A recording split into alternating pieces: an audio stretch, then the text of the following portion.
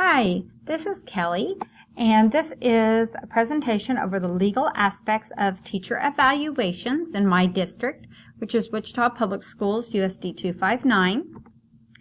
We have ours set up into where each teacher is in a different category based on their experience. So here's a brief rundown of our categories. Category A are probationary teachers in their first or second year. It also includes alternative certification teachers, transition to teaching, and we also have a program called Grow Your Own Teacher. All of those are basically the same, and they are in Category A. Category B are probationary teachers, which is their third year of teaching. We also have Category B, POA, which stands for Plan of Assistance. These are non-probationary teachers, so they are not in the first, second, or third year, but they are on a plan of assistance, and they will remain in this category for 2 years. Category C is any teacher who is not on a plan of assistance and has 4 years of experience. And Category D is anybody who is 5 years of experience or more and not on a plan of assistance. So using that information will help you figure out our process. This shows you, this shows you the category that the teacher is in, when their formal observation needs to be completed, their informal observation, the number of walkthroughs, and then the targeted observation. Category A and B teachers need to be done, have one formal observation by the 60th day of each semester, whereas Category B, Plan of Assistance, has to have one done during the first semester, and Categories C and D also have to have one by the 60th day of either semester. Informal observations, one by the 60th day, one by February 15th, one in the first semester, and one prior to the 60th day of each semester. Walkthroughs, they are all, the minimum is 7, and not to exceed 15 in one cycle. Category A, targeted observations can only be done at administrator's recommendation for Category A and B. They are required for teachers on a plan of assistance, and they are only done at administration's recommendation for Categories C and D. And this is all based on the Mazzano Streamlined Focus Evaluation model. Our scoring and process. There are 10 elements out of 23 that will be scored during an evaluation cycle. The scores for each element will be based on the highest rating that is scored, and the scores for each domain will be averaged for our final score.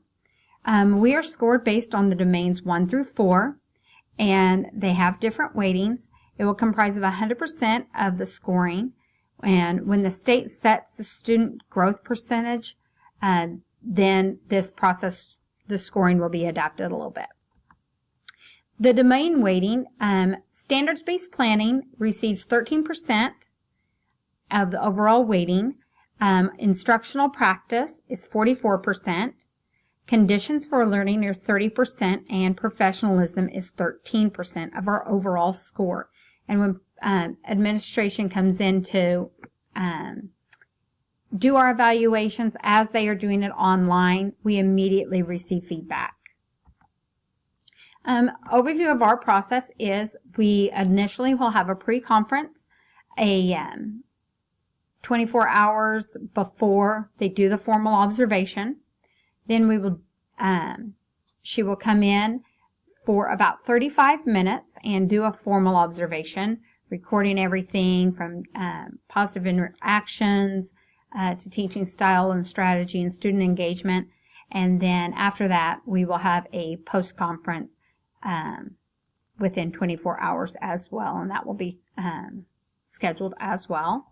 If teachers want to appeal anything that is written in the evaluations, they disagree with a rating or an overall score or anything that they have included, the teacher must first visit with the administration and try to solve the problem on their own, supplying evidence from the lesson plan, extenuating circumstances, any of that type of information, and try to solve it on their own.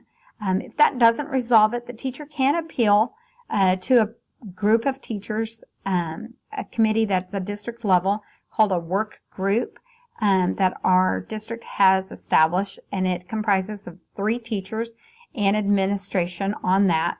None of the administration are part of the human resource. Anything they decide is non-binding, but they do try to help and resolve the issue. Teachers may take union representation. And staff resources. Staff resources for our evaluation process are very clear. The Marzano elements are included in all of our staff handbooks every year.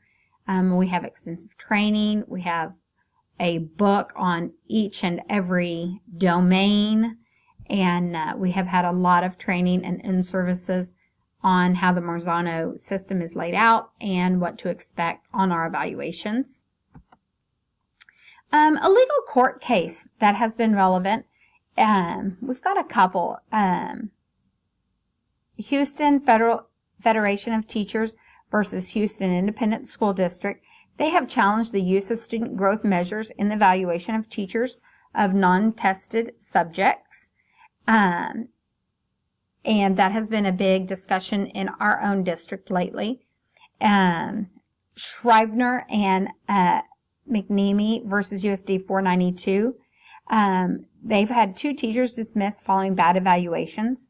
Both had previously been granted tenure, but the courts had decided that tenure throughout Kansas was no longer part of some legislation that was done a few years ago, and they have removed tenure. So a lot of court cases have come up fighting that. Within my own district, tenure is written into the language in our contract. So even though the state has done away with tenure, USD 259 still has it in our language. So we technically still do have tenure. Some things that I will do, I will rely on the support and the guidance of my superintendent and the board and district legal services. We are such a huge district that we have a plethora of support.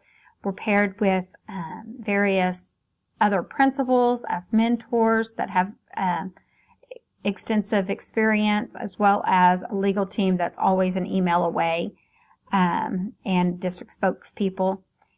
So they keep us very well informed. I will stay current with research on local, state, and national issues through reading periodicals, emails, staying in touch with the news. I will focus on providing instructional support to teachers and to be proactive in handling professional accountability issues.